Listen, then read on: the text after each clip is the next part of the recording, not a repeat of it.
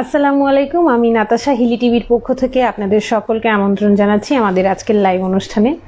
আমাদের লাইভ অনুষ্ঠানগুলোর সমসাময়িক এবং গতানুগতিক সকল বিষয় নিয়েই হয়ে থাকে, সমাজের সকল স্তরের মানুষদেরকে নিয়ে।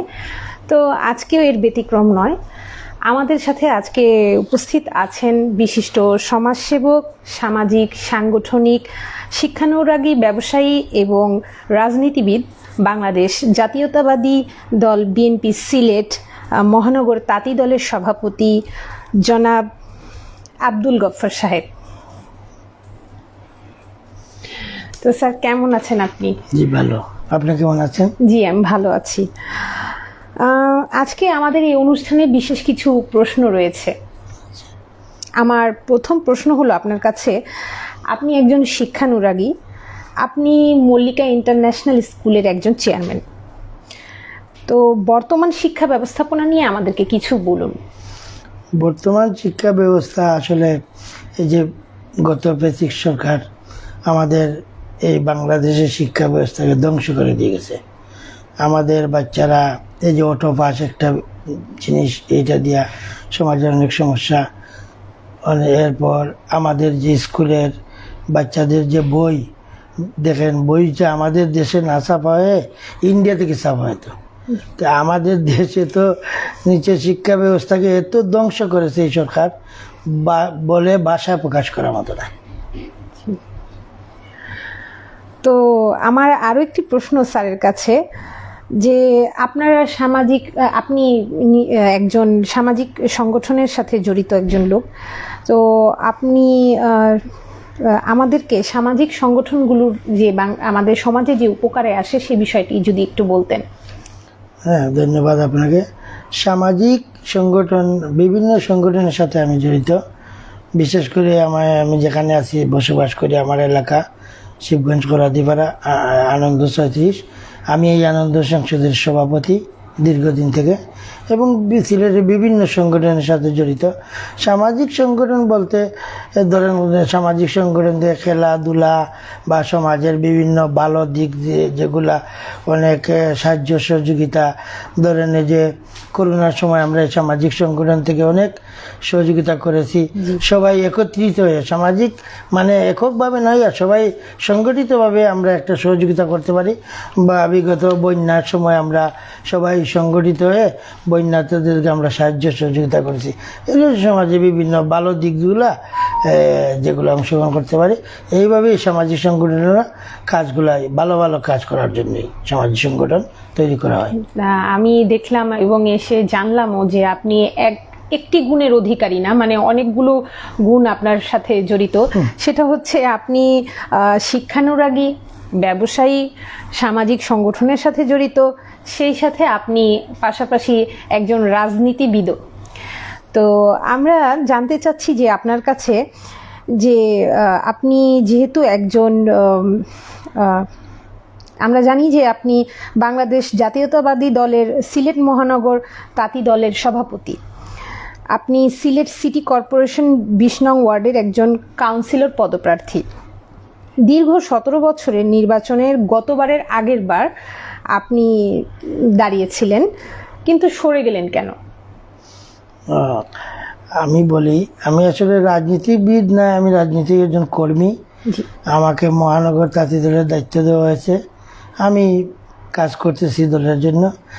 আমি এই যে নির্বাচন সম্বন্ধে আপনি বললেন, আমি গত টার্মের আগের টার্মে আমি নির্বাচনে ঠিকই অংশগ্রহণ করেছিলাম, কিন্তু এই ফ্যাসিস্ট সরকারের আমলে অংশগ্রহণ করাটা যেহেতু ভুল ছিল, আমি বুঝতে পারি নাই।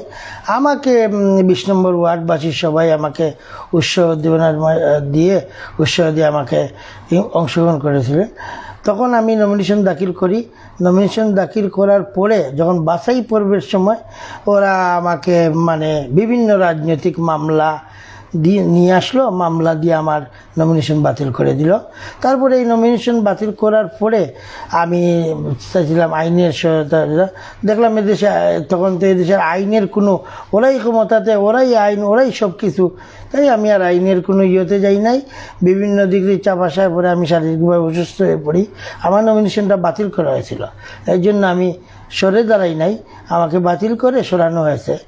পরবর্তীতে এইবার আমি প্রচারণা করতেছি, কারণ গত সরকারের আমলে তো ভোটেরই কোনো অধিকার ছিল না, কেউ ভোট দিতেই পারে নাই। এখন সবার ভোটের অধিকার হয়েছে, ভোটের পরিবেশ আসছে, ভোট দেওয়ার অংশগ্রহণ, সবাই ভোট দিতে পারবে, এই পরিবেশ দেশের মধ্যে ফিরে আসছে। এই ফ্যাসিস্ট সরকার চলে গেছে এবং যখনই নির্বাচন আসবে সিটি কর্পোরেশনে, তখন যদি 20 নম্বর ওয়ার্ডবাসী, যদি 20 নম্বরের জনগণ, 20 নম্বরের ভোটাররা আমাকে চায় কাউন্সিলর হিসাবে, তখন আমি ইনশাল্লাহ কাউন্সিলর হিসেবে দাঁড়াবো এবং অংশগ্রহণ করব। 20 নম্বর ওয়ার্ডবাসী যদি চায় না, আমি দাঁড়াবো না। 20 নম্বর ওয়ার্ডবাসী যদি মনে করে আমি এই 20 নম্বর ওয়ার্ডের একজন কাউন্সিলর যোগ্য প্রার্থী, তাহলে ইনশাল্লাহ অংশগ্রহণ করব। আর 17 বৎসরে তো বললেন, 17 বৎসরের মধ্যে এই বাংলাদেশে কোনো ভোটের কোনো পরিবেশই ছিল না। ওরাই ভোট দিয়ে দিছে, ওদের প্রশাসন ভোট দিয়ে দিছে, ওদের কর্মীরাই ভোট দিয়েছে। কোনো মহিলা পুরুষ কেউ অংশগ্রহণ করতে পারে না, ভোট দিতে পারে না। মৃত ব্যক্তিরও ভোট দিছে, আবার দেশের বাইরে ছিল ওরাও ভোট দিয়ে দিছে। তো মনে করেন ভোটের পরিবেশ কী ছিল এই জন্য তো আমাদের গতটা আমাদের সিলেট সিটি কর্পোরেশন, আমাদের মেয়রও এবং কোনো কাউন্সিলর অংশগ্রহণ করেন নাই, এই পরিবেশ ছিল না বলে। এবং সেই জন্য আমিও গতটা অংশগ্রহণ করি নাই। আমার দল যখন অংশগ্রহণ করছে না, ওই জন্য আমি আর এই নির্বাচনে অংশগ্রহণ করি নাই। এবার দেখছি আপনি খুব ভালোভাবে প্রচারণা করছেন, তো ইনশাল্লাহ আশা করা যায় যে আমরা আপনাকে এই সম্মানিত পদে দেখতে পারবো ইনশাল্লাহ। আপনাদের দোয়া যদি 20 নম্বর, আগেই তো বললাম, যদি 20 নম্বর ওয়ার্ডবাসী মনে করে আমি কাউন্সিলরের যোগ্য বা আমাকে কাউন্সিলরের যোগ্য প্রার্থী আমি, তাহলে ওনাদের মতামতের ভিত্তিতে আমি অংশগ্রহণ করব। আমি এককভাবে কোনো সিদ্ধান্ত নিব না, এই ওয়ার্ডবাসীকে নিয়ে আমি সিদ্ধান্ত নিব। এবং ইনশাল্লাহ এখন থেকে প্রচারণা করতেছি, আশা তো ইনশাল্লাহ একটা ভালো কিছু করবো।